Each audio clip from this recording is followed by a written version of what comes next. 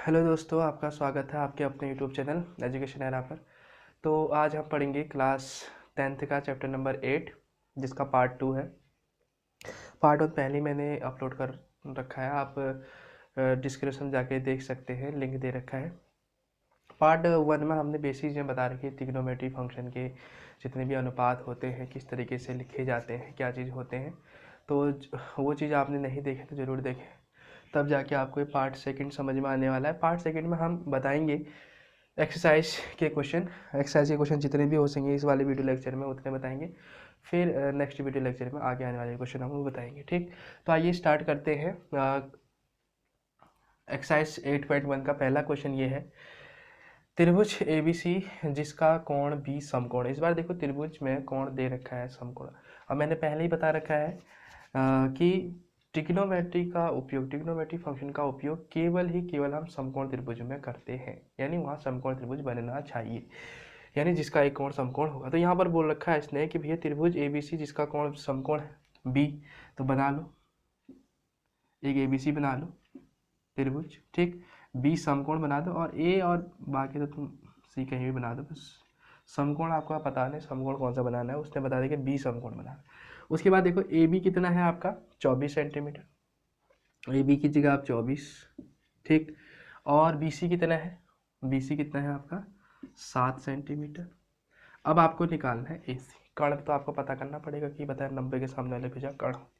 तो इसको हम, चलो मैं कह दे रहा हूँ कर्ण नाम दे देते, के लिख देता हूँ, कोई दिक्कत, एक ही बात हुई। आप कुछ भी आप AC का उपयोग कर लो, कोई दिक्कत नहीं। तो यहाँ पर हमें पता है कर्ण का स्क्वायर बराबर होता है लंब का स्क्वायर प्लस आधार का स्क्वायर। तो यहाँ से क्या आ जाएगा, के स्क्वायर इक्वल्स टू 7 का कितना आ जाएगा 49, इसका आ जाएगा 576, और कर्ण का स्क्वायर इक्वल्स टू हो जाएगा ये 625, और के इक्वल्स टू आ जाएगा 625, रूट इधर जाएगा, मतलब स्क्वायर जगह रूट में चेंज हो जाता है ना, स्क्वायर इधर जाकर रूट में, तो 625 किसका स्क्वायर होता है 25 का। ठीक है, तो कर्ण का मान आ गया आपका 25, समझ में आ गया, कर्ण आपका 25 निकल गया। अब कर्ण निकल गया, तीनों भुजाएं त्रिभुज की मालूम पड़ गई। अब एक एक करके निकालो। देखो सबसे पहले निकालना आपको साइन A, देखो एक निकाल के दिखा रहे साइन A। साइन के लिए हमें पता है क्या होता है अनुपात, साइन के लिए अनुपात क्या होता है, एक ट्रिक जो बताई थी लाल बटे कक्का, यहीं से आप निकाल सकते हैं। फर्स्ट वाला किसका होता है साइन का, पहला वीडियो लेक्चर जरूर देखें, उसमें जरूर मतलब बता रखा है चीज़ें कैसे निकालते हैं। चलो आप नहीं भी देखे हैं तो ये वाला आप देख सकते हैं, यहाँ से पता लग जाएगा आपको।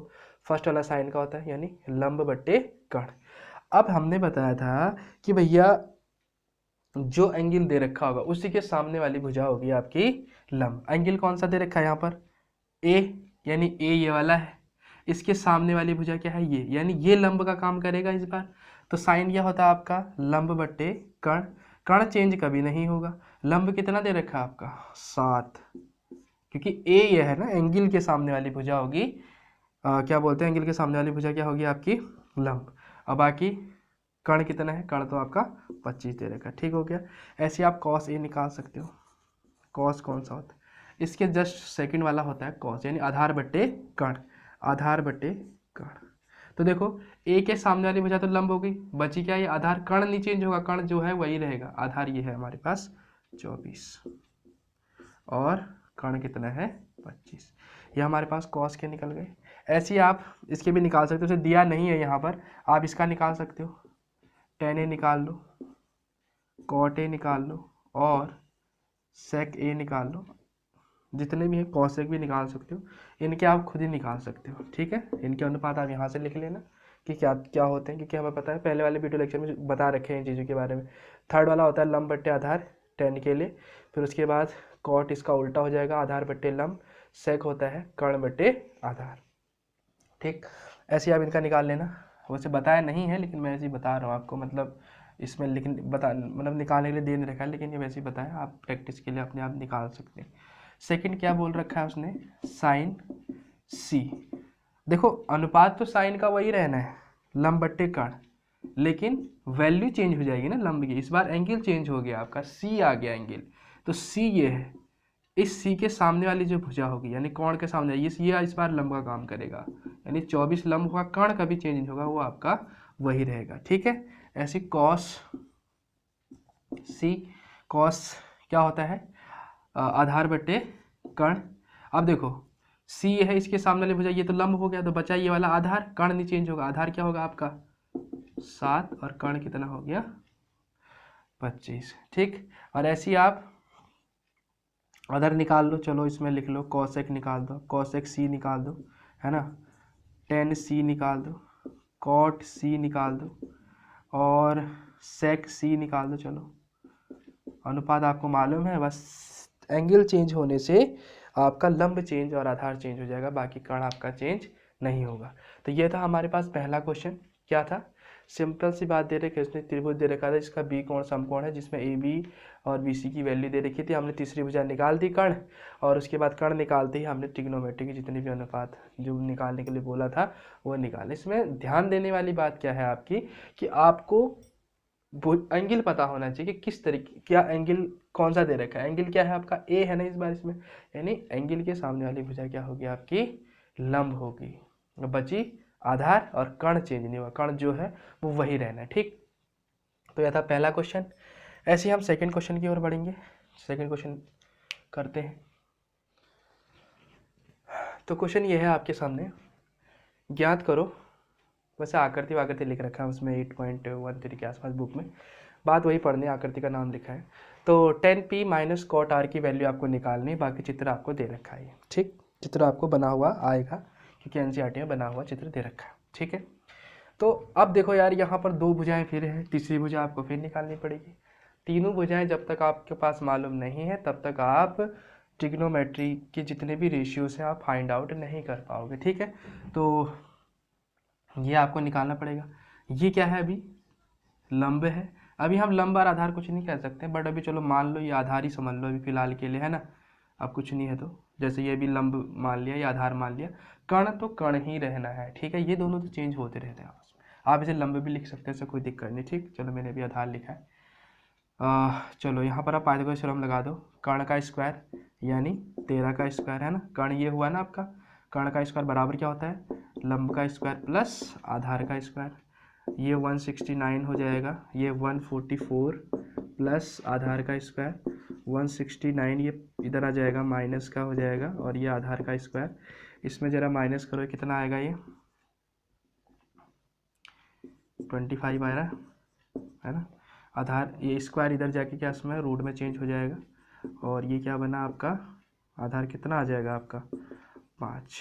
ठीक है, 9 में 4 5 हो गया, 6 में 4 2 हो गया। ठीक हो गया, यानी अब देखो जो आधार है आपका, यानी नीचे वाली जो ये जो पी क्यू की वैल्यू है ना, पी क्यू की वैल्यू कितनी आ गई आपके पास 5 आ गई। ओके, अब तीनों भुजाएं आपको मालूम पड़ गई, तो एक एक करके निकाल लो जो वैल्यू निकालने के लिए बोला है। हमें क्या बोला है उसने, 10p minus 10 cot R, sorry 10p minus cot R.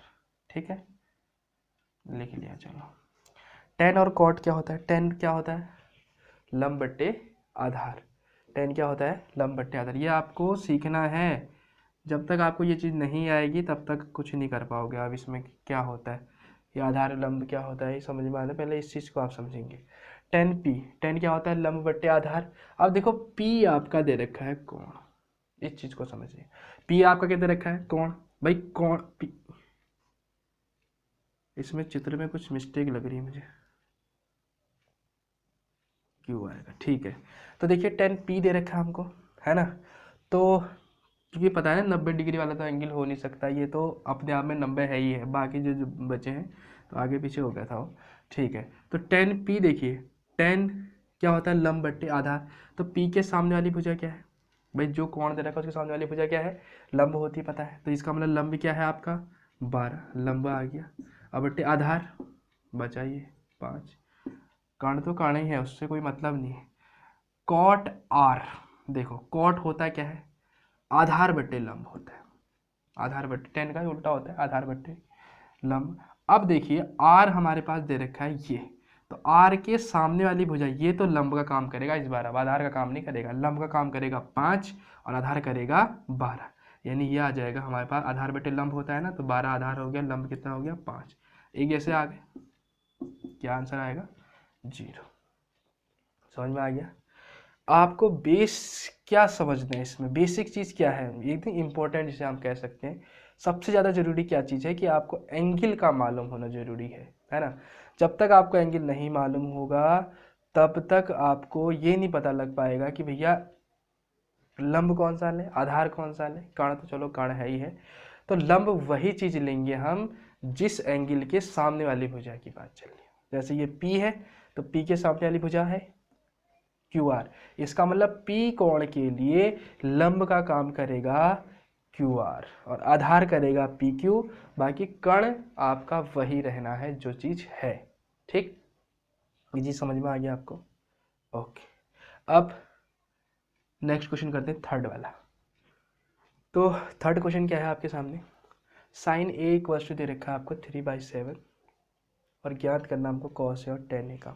ठीक है, अब ये कैसे निकालेंगे, पहले एग्जाम्पल जो क्वेश्चन करवाए थे मैंने यानी पार्ट 1 में इसके वीडियो में, उसमें हमने इस टाइप के क्वेश्चन काफ़ी ले रखे हैं, एक बार उनको जाके देखें और ज़्यादा अच्छे से क्लियर होगा, बाकी इसको भी देख सकते हैं।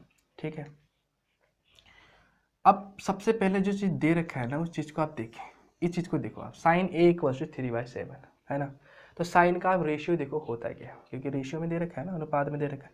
साइन क्या होता है देखो, लंब बट्टे कर्ण होता है, इसका मतलब ऊपर वाला लंब होगा, नीचे वाला क्या होगा आपका कर्ण। अब त्रिभुज बनाओ डायरेक्ट, दो ही भुजा दे रखी है ना लंब और कर्ण। ओके, अब एक काम करो, 90 किस में बनाया हम, मतलब 90 में कौन सा कोण लिखें, इसके अलावा और कोण लिखना है। और यहाँ तो इसमें देखो जरा, इसमें ए दे रखा है ना, बस अगर इसमें दूसरा कोई कोण देता है जैसे बी दे देता तो इसका मतलब एक ए हो गया एक बी हो गया, यानी दो ए और बी के अलावा आपको कोई तीसरा एंगल 90 डिग्री का बनाना पड़ता।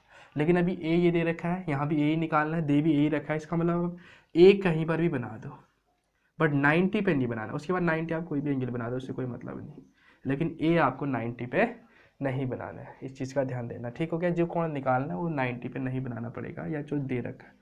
अब देखो जरा, साइन ए लंब बट्टे कर्ण, अब लंब इसको ले भाई, किसको ले लंब, अब देखो ना एंगल देखो किसको दे रखा है, ए दे रखा है, हमें पता है कि एंगल के सामने वाली भुजा क्या होती है, लंब होती है।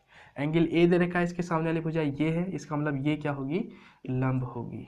ठीक हो गया, अब बाकी कर्ण तो पता ही क्या होता है, चेंज नहीं होता है, वो 90 डिग्री के सामने वाली भुजा।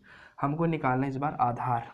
ओके, आधार निकालने के लिए क्या करते हैं, पाइथागोरस थ्योरम लगाओ, कर्ण का स्क्वायर बराबर लंब का स्क्वायर प्लस इस वाले को आधार का स्क्वायर, है ना। ये आपका 49 का, चलो 49 हो गया, ये आपका 9 हो गया ए स्क्वायर, है ना। ये आपका 49 माइनस 9 प्लस का तरह के माइनस हो जाएगा, ये आ गया हमारे पास 40 और 40 और ए आधार आ जाएगा आपका अंडर रूट 40 को आप ऐसा भी लिख सकते हो, 4 गुणा 10 कर सकते हो, है ना, तो 2√10 ऐसा भी आप लिख सकते हो कि 4 को 2 लिख दिया ना, रूट के अंदर बाहर हो गया, 4 का 2 होता है, बाकी 10 का कुछ नहीं होता, तो रूट के अंदर लिखा, या तो आप अंडर रूट 40 भी लिख सकते थे, कोई दिक्कत नहीं, तो 2√10 इसको लिख सकते हो, है ना। अब एक एक करके वैल्यू निकाल दो, कॉस ए, फिर वही बात आ जाती है, अनुपात देखो कॉस का क्या होता है, आधार बट्टे कर्ण, ए के लिए आधार का काम, भाई ए के लिए पहले लंब देखो, आधार अपने आप ही मिल जाएगा, ए के लिए लंब का काम ये कर रहा है, इसका मतलब आधार ये करेगा, आधार कितना है बट्टे, आधार बट्टे कितना होता है कर्ण, कर्ण हमारे पास कितना है। देखो ये चीज़ आपको खुद ही याद रखनी पड़ेगी, तब जाके आएगा समझ में, या फिर आपको इस ट्रिक को समझ लेना। ठीक है, अगला हमारे पास क्या है 10। ठीक, 10 के लिए क्या हो जाएगा लंब बट्टे आधार, फिर वही चीज़ आता है, ए के सामने वाली भुजा लंब है 3, आधार कितना है आपका 2, ये हो गया, है ना। तो ये सारी चीज़ें हैं, ऐसे आप अदर चीज़ भी निकाल सकते हो, कॉट ए वगैरह सेके, है ना, वो चीज़ को आप अपने हिसाब से देख सकते हो। तो इस क्वेश्चन में हमारे पास इस तरीके से करना था, साइन का मान दे रखा था, बाकी आपको निकालना है। ठीक है, तो इस तरीके से आप क्वेश्चन करोगे और इस क्वेश्चन में और ज़्यादा क्या आ सकता है आपके लिए, जैसे अभी एक ही एंगल दे रखा है अभी फिलहाल, है ना, ऐसे आपके लिए चलो ऐसे भी दे सकता है वो, चलो आप निकालो जरा कॉस सी की वैल्यू बताओ जरा, कॉस सी कैसे निकालोगे। अब मालूम तो अनुपात तो वही रहेगा ना, आधार बट्टे कर्ण ही रहेगा, लेकिन सी के लिए देखो आधार क्या बचेगा भाई, सी के लिए मेरे लंब पता होना चाहिए आपको। देखो सी के लिए लंब ये है ना, तो लंब ये है, इसका मतलब आधार ये होगा। कर्ण तो आपका पता ही चेंज नहीं होता, ये कॉस दोनों सेम है, एंगल चेंज होने से देखो वैल्यू चेंज होगी, यही फर्क होता है इसमें, इस चीज़ को सीखना पड़ेगा। यानी एंगल के सामने वाली भुजा लंब, उसके बाद आधार, कर्ण कभी चेंज नहीं होगा। कर्ण पहचानने का तरीका क्या है, 90 जो कोण जहाँ बना है उसके सीधे सामने वाली भुजा कह दो, या फिर तीनों में सबसे बड़ी जो भुजा है वही हमारे पास क्या हो जाएगी, लंब हो जाएगी। ठीक, तो इस टाइप से क्वेश्चन करेंगे। और भी क्वेश्चन है, एक क्वेश्चन और लेते हैं अगला, ये रहा अगला क्वेश्चन, ये भी सेम इसी टाइप का क्वेश्चन है, ज़्यादा इसमें कुछ दिमाग नहीं लगाना है। ठीक है, तो कहीं स्टार्ट करते हैं इसको। 15 cot A = 18 दे रखा, तो साइन ए सेक निकालना है ना। तो सबसे पहले आपको समकोण त्रिभुज जो है उसके तीनों भुजाएं आपको क्या होनी चाहिए, मालूम होनी चाहिए। तो देखो 8 अपॉन मैंने ए मल्टीप्लाई में यहाँ नीचे डिवाइडेड में आ जाएगा। कॉट का रेशियो देखो क्या होता है, आधार बटे लंब होता है, 10 का उल्टा, ऊपर वाला आधार नीचे वाला लंब। एक बात करनी है, फिर वही चीज़ देखनी है आपको भैया कि एंगल के सामने वाली भुजा लंब। पहले आप समकोण त्रिभुज बना लो, या हमने समकोण त्रिभुज बना दिया। ए दे रखा है ना, इसका मतलब ए आपको 90 पे नहीं बनाना, बाकी कोई भी बना सकते हो आप। ये इसके सामने वाली भुजा लंब, यानी 15 आपका लंब हो जाएगा, आधार आपका 8 हो जाएगा। कर्ण आपको निकालना इस बार, है ना, इसको मैं के लिख दे रहा हूँ, तो पाथोग्राफ में लगा दो। कर्ण का स्क्वायर बराबर लंब का स्क्वायर प्लस आधार का स्क्वायर, है ना। कर्ण कितना आ जाएगा 225, ये आपका 64, और यहाँ से कितना आ जाएगा, ये कितना आ जाएगा, ये 5 4 9 हो जाएगा, 6 2 8, और ये 279 किसका होता है, 289 सॉरी, ये होता है आपका 17 का होता है ना। ठीक है, 17 आ गया ये कर्ण की वैल्यू, समझ गए। अब कर्ण आपका 17 आ गया, अब आपकी चिंता ही दूर है भैया, तीनों भुजाएं निकल गई। अब उसके बाद एक एक करके निकाल लो। ठीक, देखो स्ट्रेस लेके नहीं पढ़ना है आपको, अगर आप स्ट्रेस लेके पढ़ोगे तो दिक्कतें आएंगी, आपको समझ में नहीं आएंगी चीज़ें कि हो क्या रहा है ना। फ्री माइंड होगे जब तक आप नहीं पढ़ पाओगे तब तक आपको चीज़ें समझ नहीं आएंगी। 10th है, बोर्ड है ना, तो ज़्यादा प्रेशर रहता है बच्चों पर शुरुआत में कि भाई कैसे करेंगे, लेकिन सब कुछ हो जाता है। आप बिल्कुल फ्री माइंड होके पढ़िए, और डेली के डेली पढ़िए, कंटिन्यूस कोई चीज़ आप पढ़ते हो तो तरीके से आपको चीज़ें समझ में आती है। अब ऐसे नहीं कि भाई आज किताब खोल दी, आने वाले 2-3 हफ्ते बाद फिर खोल रहे हो तो समझ में नहीं आया कि पिछली बार हमने क्या पढ़ा था, है ना। तो डेली डेली आप पढ़ें, लेकिन थोड़ा थोड़ा पढ़े, कोई दिक्कत नहीं, बट आप डेली डेली इस चीज़ को पढ़ोगे तो आपकी चीज़ें बेहतर होती जाएंगी। चाहे वो मैथमेटिक्स है, हिंदी है, साइंस है ना, बहुत सारे सब्जेक्ट हैं, तो उन चीज़ों को आप डेली पढ़ो। पेपर तो आपके सारे सब्जेक्ट के आएंगे ना, यही नहीं कि डेली आप मैथ पढ़ लो, अदर सब्जेक्ट के देख नहीं रहे हो, तो ऐसे आपकी परसेंटेज डाउन हो जाएगी। ठीक, तो डेली डेली पढ़ो, सब सब्जेक्ट को भी थोड़ा थोड़ा करके पढ़ो, ये नहीं कि आप एक ही साथ पढ़ लो सब चीज़ें, ऐसे भी आपका कुछ समझ में नहीं आने वाला है। ठीक है, तो देखिए साइन क्या होता है, लंब बट्टे कर्ण होता है। लंब कितना है भाई, ए के सामने जो कोण है उसके सामने वाली भुजा क्या होती है आपकी, लंब होती है ना, तो लंब आपका 15 है, फिर कर्ण तो भी 17 ही है, चलो, है ना। कर्ण चेंज नहीं होना, पहले बता दिया। बाकी साइन के बाद कौन क्या निकालना है, सेक। सेक क्या होता है, कर्ण बट्टे आधार। ये भी पता होना चाहिए सेक किसका उल्टा होता है, कॉस का। तो कॉस का अगर आधार बट्टे कर्ण है तो इसका मतलब कर्ण बट्टे इसका आधार होगा, उल्टा, है ना। कर्ण बट्टे आधार, ए के लिए भैया कर्ण तो भी ए हो बी हो किसी के लिए भी कर्ण सही में रहना, 17, और आधार हमारे पास ये रहेगा 8, समझ गए, क्योंकि ए के लिए लंब क्या कर रहा है, 15 काम कर। तो इस तरीके से हम इस क्वेश्चन को निकालते हैं। इसमें आपको ज़्यादा ये नहीं सोचना कि हो कैसे रहे, है ना। आप सिर्फ एक चीज़ समझ लो, लाल बट्टे कक्का से निकालना है। फर्स्ट के 3 स्टार्टिंग से ऊपर से नीचे, यानी यहाँ से फर्स्ट साइन, फिर कॉस, फिर टेन, ऊपर से नीचे। फिर उल्टे हो जाएंगे आपके, टेन की इधर से लोगे तो कॉट, सेक और कॉसेक, यानी इसका मतलब कॉसेक साइन का उल्टा होता है, सेक कॉस का उल्टा होता है, कॉट टेन का उल्टा होता है। बस ये चीज़ आपने अनुपात याद कर लिए। अनुपात याद करने के बाद आपको एक चीज़ याद रखनी कि भैया जो एंगल दे रखा होगा उसके सामने वाली भुजा क्या होगी आपकी, लंब होगी। बची आपकी जो होगी नीचे या उधर ऊपर साइड को वो आपकी आधार हो जाएगी, और बाकी 90 के सामने वाली कर्ण, कर्ण कभी चेंज नहीं होगा, तो आपको कर्ण पहचानने की कोई आवश्यकता नहीं है। कर्ण तो वैसे भी सबसे बड़ी भुजा होती है और प्लस 90 डिग्री के सामने वाली भुजा होती है। अगर आपको ज़्यादा ही इसके बारे में क्या सीखना है, वैसे है ही वही चीज़, नॉर्मल चीज़ें वो आपको पहले से ही मालूम होगी। तो इस चीज़ को समझ में आ गया क्वेश्चन, बहुत ही ज़्यादा सरल क्वेश्चन है। और दूसरी बात, ये जो चैप्टर है आपका क्या बोलते हैं, ये 8वां चैप्टर ट्रिग्नोमेट्री वाला, परीक्षा के दृष्टिकोण से बहुत इंपॉर्टेंट है। इंपॉर्टेंट तो और चैप्टर भी हैं, लेकिन इस चैप्टर से कुछ थोड़ा सा ज़्यादा ही मार्क्स का आता है, 8-9 मार्क्स का जितने भी आता है यूके बोर्ड में और अदर बोर्ड में भी आते होंगे, है ना। इस चैप्टर से मतलब ज़्यादा ही क्वेश्चन आते हैं, और बच्चे इस चैप्टर में थोड़े से परेशान रहते हैं, मतलब कि समझ नहीं आता है या पता नहीं पढ़ नहीं पाते हैं, क्या नहीं कर पाते हैं, तो थोड़ा सा परेशान जैसे रहते हैं। इसलिए आप इस चैप्टर को तरीके से पढ़ें, है ना। चैप्टर तो और भी हैं, उनको भी तरीके से पढ़ोगे। अगर इसमें ज़्यादा ही परेशानी हो रही तो इसको थोड़ा सा और ज़्यादा मेहनत करो, या जो ज़्यादा टाइम दो इसमें, है ना। है कुछ नहीं, बट थोड़ा सा आपको बेसिक चीज़ें ज़्यादा अगर मालूम हो तो आप पूरा चैप्टर तरीके से कर सकते हो। ठीक, तो ये चीज़ हमने बताया। ओके, अब एक क्वेश्चन और लेते हैं। ठीक, अगला क्वेश्चन ये है, ये भी नॉर्मल क्वेश्चन है। इसमें बस आपको बता रहा हूँ मैं करना क्या है आपको, उसके बाद आप खुद ही करोगे, इसको करवाऊंगा नहीं मैं इसको, ठीक है। बस आपको मैं डायरेक्शन दे रहा हूँ इसमें। सेक थीटा इक्वल्स टू 13/12 है और अन्य त्रिकोणमितीय अनुपात। इस पिछले वाले क्वेश्चन में तो ये दे रखा था कि ये वाला निकालो, कॉस से निकालो, सेक निकालो, 2-3 दे रखे थे। इसमें सारे के सारे सेक के अलावा जितने भी बच गए 5, सबके निकालने आपको, ठीक है। तो सबसे पहले एक समकोण त्रिभुज तो बना ही दो। अब आपको यहाँ पर ए बी सी का तो कोई मतलब ही नहीं है ना, कहाँ ए बनाना, कहाँ बी बनाना, कहाँ से, उससे कोई मतलब नहीं।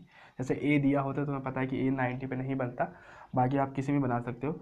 अब इस बार थीटा दे रखा है तो थीटा आप कहीं भी ले सकते हो, बट 90 में नहीं लेंगे, क्योंकि पहले से 90 है ना। थीटा का मतलब कोई कोण होता है, ये तो 90 डिग्री दे रखा है पहले से। चलो ए की जगह मैंने थीटा ले लिया, ठीक है। बस जैसे यहाँ आपने थीटा में चला, अब यहाँ भी ले सकते हो, कोई दिक्कत नहीं, एक जगह लेना है बस आपको। जैसे ही आपने यहाँ थीटा लिया, इसका मतलब ये लंब का काम करेगा, ये आधार का काम करेगा, ये तो कर्ण है ही है, उसमें कोई दिक्कत नहीं। तो बस लंब कितना है भाई, सेक क्या होता है पहले तो देखो। सेक होता है कॉस का आधा, और आधा जो कह रहा हूँ उल्टा। सेक क्या होता है, कॉस का उल्टा। कॉस होता है आधार बट्टे कर्ण, तो सेक क्या होगा, कर्ण बट्टे आधार होगा। तो देखो कर्ण हो गया 13, है ना। आधार ये वाला है, इसका मतलब ये कितना है आपका 12, आधार की जगह 12 लिख दिया। आपको निकालना है लंब, पाइथागोरस थ्योरम निकाल लगाएंगे, कर्ण का स्क्वायर बराबर लंब का स्क्वायर प्लस आधार का स्क्वायर, वहाँ से लंब निकालेंगे। जैसे ही लंब की वैल्यू आ जाएगी, आप जितने भी त्रिकोणमितीय अनुपात है बस थीटा के रूप में ही लिखेंगे उसको भी। साइन थीटा निकालोगे, कॉस थीटा निकालोगे, है ना। सेक थीटा दे रखा है, कॉसेक थीटा निकालोगे, टेन थीटा निकालोगे, है ना। और क्या बच गया, एक कॉट थीटा निकालोगे। थीटा यही रहना, एंगल यही रहना, इसका मतलब लंब यही रहना, आधार यही रहना, कर्ण तो कर्ण है ही है। आपको ट्रिग्नोमेट्री फंक्शन के अनुपात यहाँ से निकाल लेना, बस इस तरीके से आप इन क्वेश्चनों को कर सकते हो। आज के वीडियो लेक्चर में 5 क्वेश्चन कराए, है ना, काफ़ी हैं। और इनसे थोड़े बहुत ये होमवर्क के लिए भी मैंने दे दिया, बाकी बीच में से क्वेश्चन के थोड़े बहुत आंसर और दे रखे हैं क्वेश्चन, उनको आप करिए। और एक्सरसाइज के अदर आगे क्वेश्चन भी आप कर सकते हो, इसको इस टाइप के क्वेश्चन है।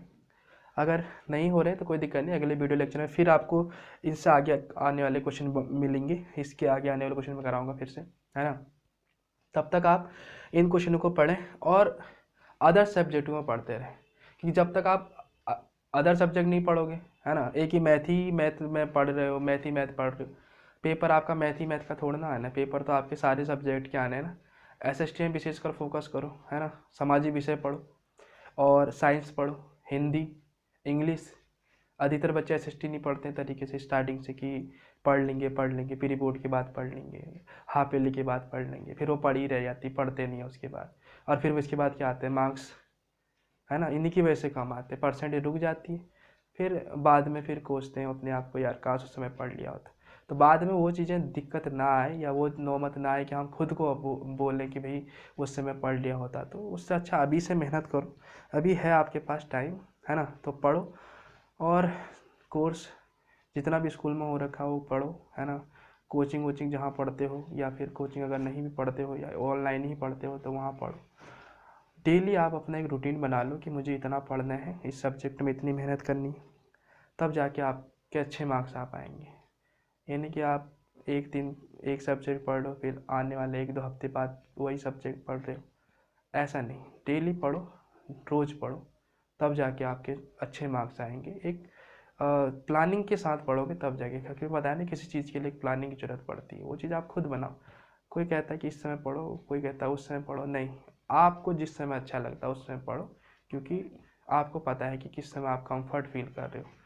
अब ऐसा नहीं कि हम कभी कंफर्ट ही फील नहीं कर रहे तो वो भी ठीक नहीं है ना। पढ़ना तो पड़ेगा, और वो आपको खुद पढ़ना पड़ेगा। ठीक, तो आज के लिए बस इतना। इन क्वेश्चनों को आप करते रहें। बाकी जो भी दिक्कतें होती हैं आप कमेंट बॉक्स में बता सकते हैं कि यहाँ से ये दिक्कत है, या फिर किस तरीके से और क्वेश्चन हम बताएं, वो भी आप बता सकते हो। तब तक के लिए आप इन क्वेश्चनों को पढ़ें। मिलते हैं नेक्स्ट वीडियो लेक्चर में।